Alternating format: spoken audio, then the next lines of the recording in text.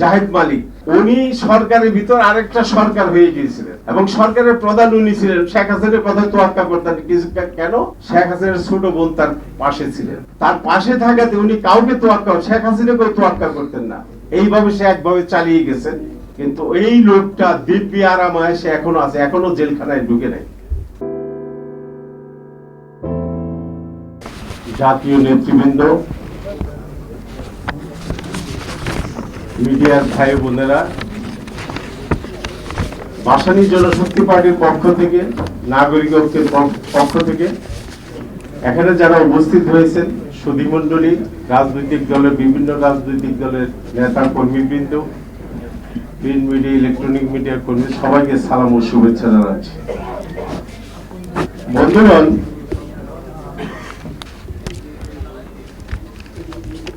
মান্না ভাই প্রতিবারই বাজেটের পর এই ধরনের একটা আলোচনার সুযোগ সৃষ্টি করেন। সেখানে বিভিন্ন রাজনৈতিক দল আসেন, কথা বলেন। আমরা কিন্তু এই যে মান্না ভাই যেমন এই বাজেটের পরে আজকের এই অনুষ্ঠান, এরকম মান্না ভাই অনেক অনুষ্ঠানই করেন।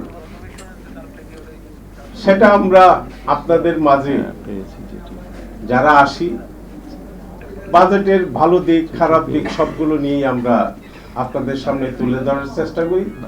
মিডিয়ার ভাই বোনরাও আপনারা সেটা তুলে ধরার চেষ্টা করেন জনগণের সামনে, কারণ আপনারাই একমাত্র বাহন জনগণের সঙ্গে, জনগণের সামনে এগুলো উপস্থাপন করার। যাই হোক, আমি এই বাজেটটিকে দেশের পরিস্থিতি নিয়ে পরে কথা বলবো। আমি গতকালকে আমার দেশ, আমার জন্মস্থান জামালপুর থেকে ঢাকায় এসেছি গতকাল। এগুলো নিয়ে আমি পরে আলোচনা করব। বাজেট নিয়ে আমি কথা বলতে চাচ্ছি। এই বাজেটটি আমি মনে করি একটি আমলাতান্ত্রিক বাজেট এবং সেটা একটি ঘাটতি বাজেট অবশ্য। এই বাজেটটি টোটালি আমলাদের উপর নির্ভর করে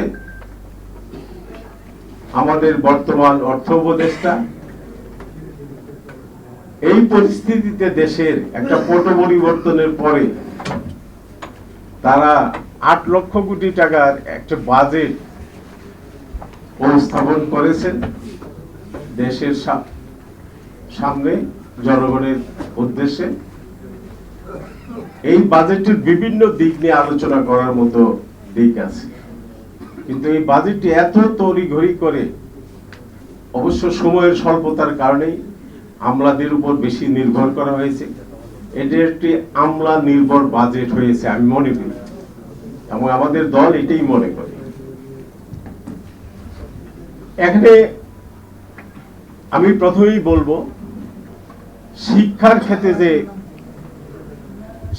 খাতে যে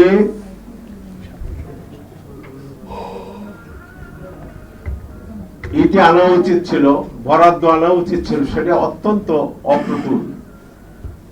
এই বরাদ্দটা আরো অনেক বেশি হওয়া উচিত ছিল। এখানে আমার মনে হয় 1% আসেনি, 1.53%। এটা জিডিপির হারে কম হয়েছে, কিন্তু এটাতে অনেক, আমি মনে করি টোটাল বাজেটের আমরা মনে করি শিক্ষা খাত, যে শিক্ষা খাতকে যদি আমরা দেশের মানুষের শিক্ষা ব্যবস্থার জন্য, আমার দেশ যদি শিক্ষা ব্যবস্থা আগায় যেতে না পারে, এগিয়ে নিয়ে যেতে না পারি, আমার দেশ ধ্বংস হয়ে যাবে। এই দিকে সরকারের আরো মনোযোগ দেওয়া উচিত ছিল। এটা যে হারে সামান্য 95,000 কোটি টাকার একটা বাজেট উপস্থাপন করেছে, এটাকে আরো বাড়ানো উচিত ছিল আমরা মনে করি। স্বাস্থ্য খাত এখানে উল্লেখ করা হয়েছে, আপনারা দেখেন 13% বরাদ্দ রাখা হয়েছে স্বাস্থ্য খাতে। আপনারা জানেন গত 16 বছর এই স্বাস্থ্য খাতটা একটা লুটপাটের কারখানা ছিল। মানে কি পরিমাণ লুটপাটের কারখানা ছিল। আমরা যখন আন্দোলন করি, ওই সময়কার স্বাস্থ্যমন্ত্রীর কে পদত্যাগ করার জন্য আমরা বহুবার ওই ফ্যাসিস্ট সরকারের কাছে আবেদন নিবেদন করেছি যে লুটপাটে দেশ ধ্বংস হয়ে যাচ্ছে এই স্বাস্থ্য খাতের কারণে। এত পরিমাণ লুটপাট আর অন্য কোনো মন্ত্রণালয়ে ছিল না, কোনো বিভাগে ছিল না, যেটা স্বাস্থ্য খাতে ছিল। এবং একচেটিয়া ভাবে সেখানে দুর্নীতি হয়েছে। তারা তৎকালীন খুনি হাসিনা সরকার সেগুলো সবকিছু দেখেছে, জানছেও, কিন্তু তাদের কিছু করার ছিল না। এটি বাইরের একটি অদৃশ্য শক্তির অঙ্গুলিতে স্বাস্থ্য খাতটা পরিচালিত হতো। আপনারা সবাই জানেন যে স্বাস্থ্যমন্ত্রী ছিলেন, আমি নামটা ভুলে গেছি, জাহিদ সাহেব, ওনার বাবা কর্নেল মালিক সাহেবের ছেলে জাহিদ মালিক, উনি সরকারের ভিতর আরেকটা সরকার হয়ে গিয়েছিলেন এবং সরকারের প্রধান উনি ছিলেন। শেখ হাসিনার কথা তোয়াক্কা করতেন কিছু, কেন? শেখ হাসিনার ছোট বোন তার পাশে ছিলেন। তার পাশে থাকাতে উনি কাউকে তোয়াক্কা, শেখ হাসিনাকে তোয়াক্কা করতেন না। এইভাবে সে একভাবে চালিয়ে গেছেন। কিন্তু এই লোকটা দিব্যি আরামায় সে এখনো আছে, এখনো জেলখানায় ঢুকে নাই। এত লুটপাট করছে দেশে এবং এই সম্পদ সম্পূর্ণ পাচার করেছে কারণায়। তার উপযুক্ত সাক্ষী প্রমাণও আছে। সমস্ত টাকা পয়সা কারণা নিয়ে যাওয়া হয়েছে, ব্রিটেনে নিয়ে যাওয়া হয়েছে। আমাদের প্রধান উপদেষ্টা উনি ব্রিটেনে গিয়েছিলেন, আপনারা জানেন, 4 দিনের সফরে। এই টাকা ফেরত আনার ব্যাপারে কতটুকু কার্যকর ভূমিকা গ্রহণ করেছেন। অবশ্য গভর্নর সাহেব বলছেন যে এটা একটা কঠিন কাজ, টাকাগুলো ফেরত আনা, কিন্তু টাকা ফেরত আনতে হবে আমার দেশের। এই টাকাটা আপনার আমার সবার টাকা। বিদেশে যে টাকাগুলো পাচার হয়েছে, 28 লক্ষ কোটি টাকা যে পাচার হয়েছে, এই টাকাগুলো সব ফেরত আনতে হবে। যারাই ক্ষমতায় যাবেন, এখানে ভবিষ্যতে যারা ক্ষমতা আসবেন তাদের কাছেও আমরা অনুরোধ করব, আর যদি ওনারা ক্ষমতায় যান, আমাদের মঞ্জু ছোট ভাই কিছুক্ষণ আগে বক্তৃতা করে গেছেন, যারাই আপনারা ক্ষমতায় যান এবং যারা আছেন বর্তমানে, টাকাটা আপনাদেরকে ফেরত আনতেই হবে। এটা জনগণের দাবি, জনগণের টাকা, এই টাকা অবশ্যই ফিরিয়ে আনতে হবে। বন্ধুগণ, স্বাস্থ্য খাত এই অবস্থার মধ্যে নিয়ে যাওয়া হয়েছে। 3 লক্ষ কোটি টাকা বাজেটে ঘাটতি। এই ঘাটতি কিভাবে পূরণ করা হবে এটা আমি জানি না। অবশ্য চৌকস অর্থ উপদেষ্টা আমাদের সালে ভাই, উনি কিভাবে এটা ঘাটতি পূরণ করবেন আমাদের জানা নেই। আর আমার সবচেয়ে দুঃখ হলো, আমরা 2000 লোক জীবন দিলাম, প্রায় 32,000 লোক আহত, আমি নিজেও আহত।